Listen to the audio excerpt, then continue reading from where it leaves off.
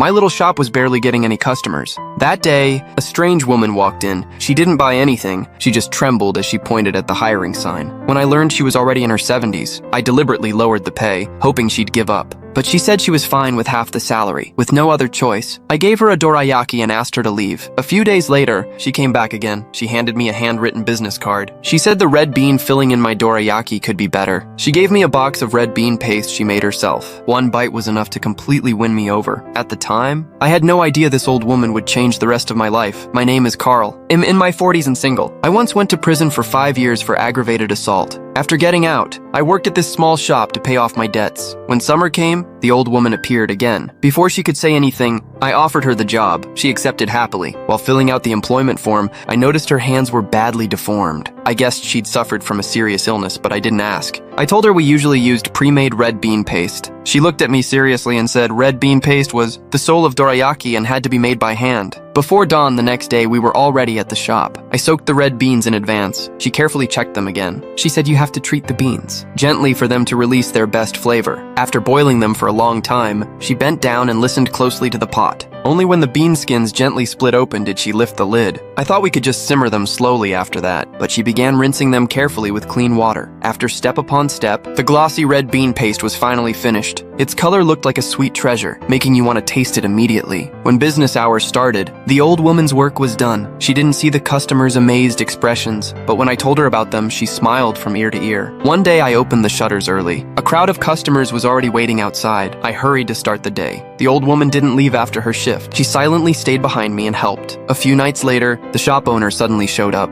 She asked about the old woman, suspecting she was a leprosy patient. After seeing the address on the employment form, she said it made sense. It used to be a place where leprosy patients were isolated. She wiped everything with disinfectant in disgust and ordered me to fire the old woman immediately. Then she turned and left without looking back. Early the next morning, I was woken by the old woman's call. She said she wasn't feeling well and suggested closing the shop for the day, but without knowing the truth, she still insisted on coming to prepare the red bean paste. After finishing every step, she wanted to open the window for some fresh air. That's when she saw several customers waiting outside. So that day, she made every single dorayaki by herself. When I arrived late the next day, she was already preparing red bean paste again. After learning she had run the shop alone the day before, I temporarily forgot the owner's order. But our biggest challenge was still ahead. The news that she was a former leprosy patient spread. Fewer and fewer customers came to the shop. Even though she had recovered, society still couldn't truly accept her. Watching her busy alone in the shop, my heart was filled with guilt and reluctance to let her go.